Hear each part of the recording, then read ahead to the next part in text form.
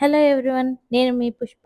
ఈరోజు మన పుష్ప కిచెన్‌లో స్పెషల్ పొంగల్. మరి ఎలా తయారు చేసుకోవాలో చూసేద్దామా? ముందుగా ఒక కడాయి తీసుకొని తగినంత ఆయిల్ వేసి కొంచెం గీ కూడా యాడ్ చేయండి.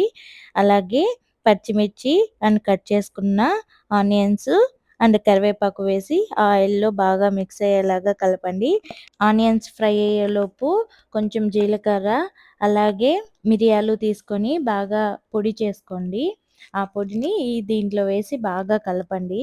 సో, ఆయిల్‌లో కొంచెం ఫ్రై అయితే మీకు కారం టేస్ట్ అంత అనిపియదు.